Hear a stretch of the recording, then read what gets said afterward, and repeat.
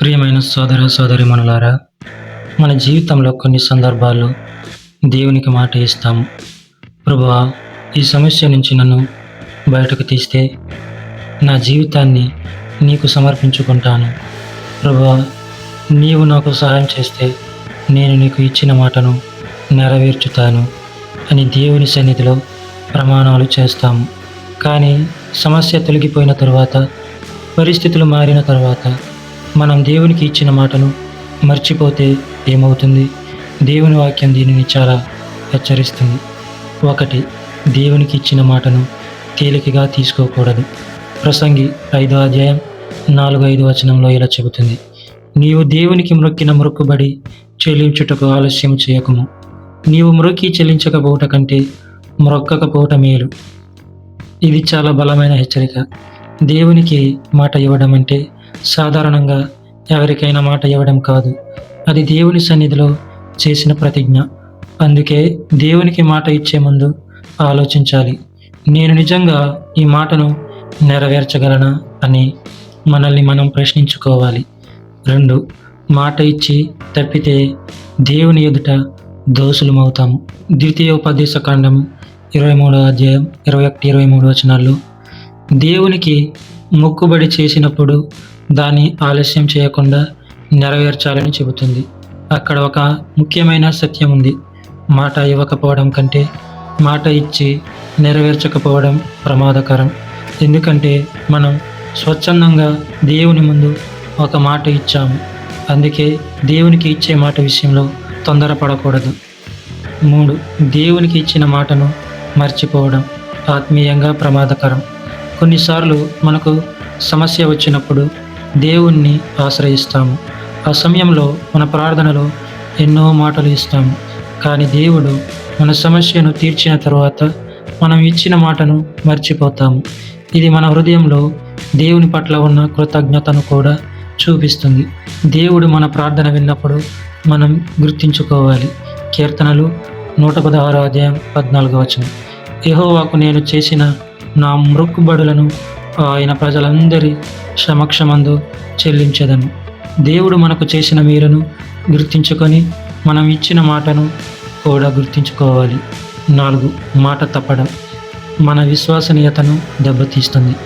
దేవుని పిల్లలుగా మన మాటకు విలువ ఉండాలి.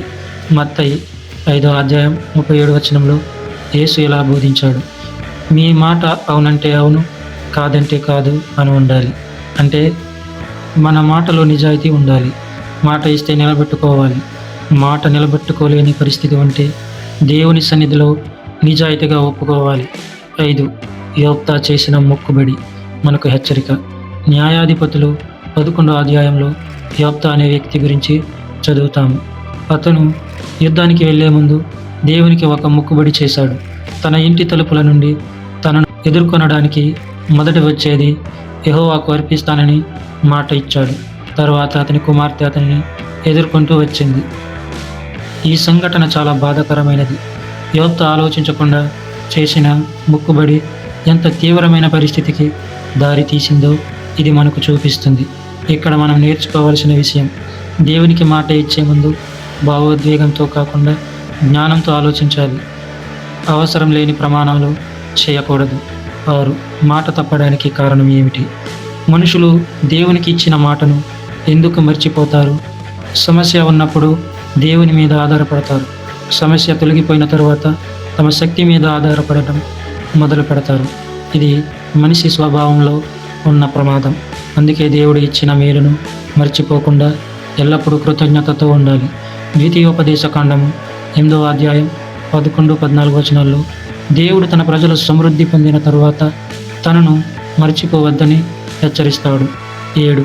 దేవునికి మాట ఇచ్చి నెరవేర్చకుండా ఉండటం పాపంగా మారవచ్చు. యాకోబు 4వ అధ్యాయం 17 వచనంలో మేలు చేయుట ఎరిగియు చేయని వానికి అది పాపము, దేవునికి ఇచ్చిన మాటను నెరవేర్చాలి అని మనకు తెలిసి కూడా ఉద్దేశపూర్వకంగా దాన్ని నిర్లక్ష్యం చేస్తే అది మన ఆత్మీయ జీవితంలో తీవ్రమైన విషయం. అందుకే దేవునితో చేసిన ఒప్పందాలను, ప్రతిజ్ఞలను, మాటలను తేలికగా తీసుకోకూడదు. 8. అయితే మాట తప్పిపోయిన వారికి ఆశ ఉంది. ఇక్కడ ఒక ముఖ్యమైన విషయం గుర్తుంచుకోవాలి. ఎవరైనా దేవునికి మాట ఇచ్చి దాన్ని నెరవేర్చకుండా ఉంటే ఇక దేవుడు నన్ను క్షమించడు అని అనుకోవాల్సిన అవసరం లేదు. మన తప్పుని నిజాయితీగా దేవుని ఎదుట ఒప్పుకొని పశ్చాత్తాపపడాలి. 1 యోహాను 1:9 చెబుతుంది, మన పాపములను మనము ఒప్పుకొనిన ఎడల ఆయన నమ్మదగిన వాడును నీతిమంతుడును గనుక మన పాపములను క్షమించి సమస్త దుర్నీతి నుండి మనలను పవిత్రులనుగా చేయను. కాబట్టి మాట తప్పిపోయినట్లయితే దాన్ని దాచకుండా దేవుని దగ్గరకు తిరిగి రావాలి. ప్రియమైన సోదర సోదరీమణులారా, దేవునికి మాట ఇవ్వడం చాలా పవిత్రమైన విషయం. కాబట్టి కష్టాల్లో ఉన్నప్పుడు భావోద్వేగంతో ఎన్నో ప్రమాణాలు చేయకుండా దేవుని మీద నమ్మకం ఉంచి ప్రార్థిద్దాం. ఒకవేళ దేవునికి మాట ఇచ్చినట్లయితే సాధ్యమైనంత వరకు దాన్ని నెరవేర్చడానికి ప్రయత్నిద్దాం. ప్రసంగి 5:5 మాటను గుర్తించుకుందాం. నీవు మ్రొక్కి చెల్లించకపోవుట కంటే మ్రొక్కకపోవుట మేలు. అందుకే ఇకపై దేవుని సన్నిధిలో మాట ఇచ్చే ముందు ఆలోచిద్దాం. మాట ఇచ్చిన తర్వాత మర్చిపోకుండా నెరవేర్చుదాం.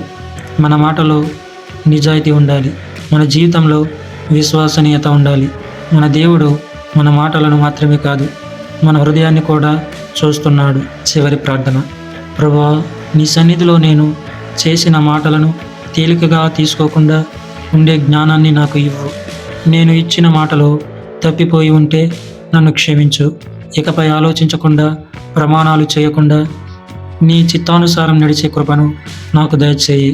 నా మాటకు విలువ ఉండేలా, నా జీవితంలో నిజాయితీ విశ్వసనీయత ఉండేలా నన్ను నడిపించు. యేసు నామంలో ప్రార్థిస్తున్నాను. ఆమేన్.